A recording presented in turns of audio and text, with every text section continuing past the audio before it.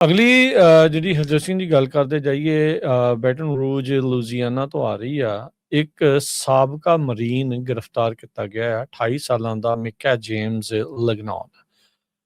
ਕਹਿੰਦੇ ਵੀ ਇਸ ਨੂੰ ਸਰਵੇ ਕੀਤਾ ਜਾ ਰਿਹਾ ਸੀ, ਇਸ ਦੀ ਸਰਵੇਲੈਂਸ ਇਸ ਦੇ ਉੱਤੇ ਅੱਖ ਰੱਖੀ ਗਈ ਹੋਈ ਸੀ ਕਿਉਂਕਿ ਇਹ ਇੱਕ ਐਂਟੀ ਕੈਪੀਟਲਿਸਟ ਤੇ ਐਂਟੀ ਗਵਰਨਮੈਂਟ ਗਰੁੱਪ ਦੇ ਨਾਲ, ਐਕਸਟ੍ਰੀਮਿਸਟ ਗਰੁੱਪ ਦੇ ਨਾਲ ਕਹਿੰਦੇ ਇਹਦੀਆਂ ਤਾਰਾਂ ਜੁੜਦੀਆਂ ਸੀਗੀਆਂ।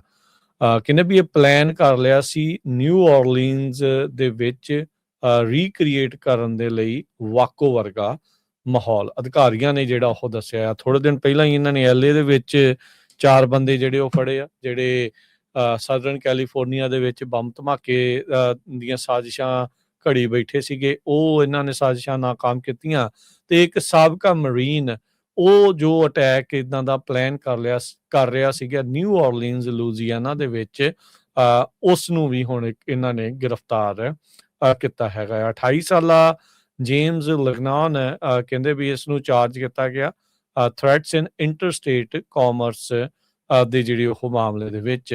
ਕਹਿੰਦੇ ਵੀ ਲੂਜ਼ੀਆਨਾ ਦੇ ਸ਼ਹਿਰ ਦੇ ਵਿੱਚ ਇਸ ਨੂੰ ਗ੍ਰਿਫਤਾਰ ਕੀਤਾ ਗਿਆ ਤੇ ਇਸ ਦੇ ਕੋਲ ਕਾਫੀ ਬੰਦੂਕਾਂ ਤੇ ਨਾਲ ਬਾਡੀ ਆਰਮਰ ਗੱਡੀ ਦੇ ਵਿੱਚ ਬਰਾਮਦ ਸੀਗਾ।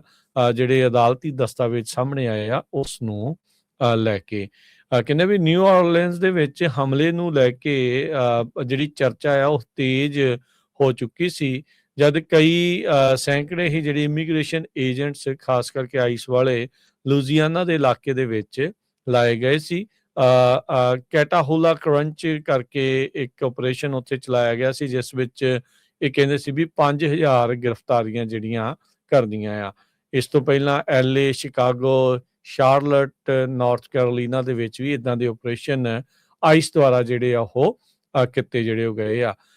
ਲਗਨੌਨ ਕਹਿੰਦੇ ਵੀ ਇਹ ਮੰਨ ਰਿਹਾ ਸੀਗਾ ਵੀ ਉਹ ਰੀਕ੍ਰੀਏਟ ਕਰਨਾ ਚਾਹੁੰਦਾ ਵਾਕੋ ਵਰਗਾ ਹੀ ਜਿਹੜਾ ਅਟੈਕ ਕੁਛ ਸਾਲ ਪਹਿਲਾਂ ਹਰਜੋਤ ਸਿੰਘ ਜੀ ਨਿਊ ਔਰਲੀਨਜ਼ ਦੇ ਵਿੱਚ ਵੀ ਉਦਾਂ ਇੱਕ ਹਮਲਾ ਹੋਇਆ ਸੀ। ਉਦੋਂ ਡਰਾਈਵਰ ਨੇ ਨਵੇਂ ਸਾਲ ਦੀ ਭੀੜ ਦੇ ਉੱਤੇ ਕਿ ਮਾਰਡੀ ਗਰਾ ਦੀ ਜਿਹੜੀ ਭੀੜ ਦੇ ਉੱਤੇ ਗੱਡੀ ਆਪਣੀ ਜਿਹੜੀ ਉਹ ਚਾੜ ਦਿੱਤੀ ਸੀ। ਕਈ ਲੋਕਾਂ ਨੂੰ ਉਦੋਂ ਉਹਨਾਂ ਨੇ ਮਾਰ ਦਿੱਤਾ ਸੀਗਾ। 1993 ਦੀ ਜਿਹੜੀ ਸੀਜ ਹੋਈ ਸੀ ਹਰਜੋਤ ਸਿੰਘ ਜੀ ਵਾਕੋ ਟੈਕਸਸ ਦੀ, ਜਿਹੜੀ 51 ਦਿਨ ਚੱਲੀ ਸੀਗੀ। ਇੱਕ ਜਿਹੜਾ ਰਿਲੀਜੀਅਸ ਲੀਡਰ ਉੱਥੇ ਸੀਗਾ, 76 ਜਿਹੜੇ ਉਹਦੇ ਫਾਲੋਵਰ ਉਦੋਂ ਮਾਰੇ ਗਏ ਸੀ ਤੇ 4 ਫੈਡਰਲ ਏਜੰਟਸ ਦੀ ਉੱਥੇ ਮੌਤ ਹੋਈ ਸੀ।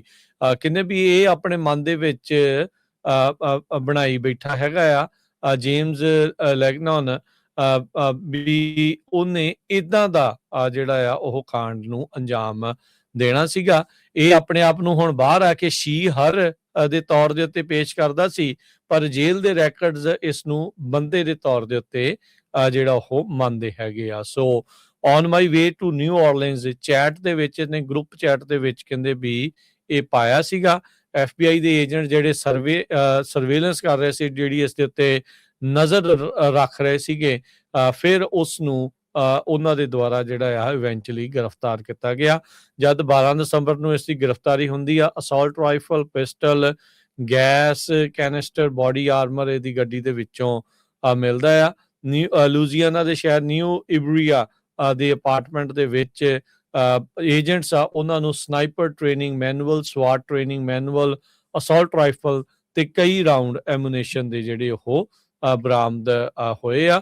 ਸੋ ਆਪਾਂ ਬਾਰ-ਬਾਰ ਕਹਿ ਰਹੇ ਹਾਂ ਹਰਜੋਤ ਸਿੰਘ ਜੀ ਵੀ ਅੱਜ ਕੱਲ ਕਮਲੇ ਲੋਕਾਂ ਦਾ ਪਤਾ ਹੀ ਨਹੀਂ ਲੱਗ ਰਿਹਾ ਵੀ ਉਹ ਮਨਾਂ ਦੇ ਵਿੱਚ ਕਿੱਥੇ ਕੀ ਜਿਹੜਾ ਆ ਉਹ ਚੀਜ਼ਾਂ ਸੋਚੀ ਜਿਹੜੇ ਉਹ ਜਾ ਰਹੇ ਹੈਗੇ ਆ। ਪਰ ਫਿਰ ਵੀ ਆਪਾਂ ਦਾਦ ਦਿੰਦੇ ਆ ਇਹਨਾਂ ਜਿਹੜੇ ਉਹ ਲਾ ਐਨਫੋਰਸਮੈਂਟ ਦੀ, ਜਿਹੜੇ ਇਦਾਂ ਦੇ ਹਮਲਿਆਂ ਨੂੰ ਪਹਿਲਾਂ ਹੀ ਹੋਣ ਤੋਂ ਨਾਕਾਮ ਕਰਨ ਦੇ ਵਿੱਚ ਕਾਮਯਾਬ ਰਹਿੰਦੇ ਆ ਤੇ ਲੋਕਾਂ ਦੀ ਸੁਰੱਖਿਆ ਨੂੰ ਜਿਹੜਾ ਆ ਉਹ ਯਕੀਨੀ ਬਣਾਉਂਦੇ ਆ।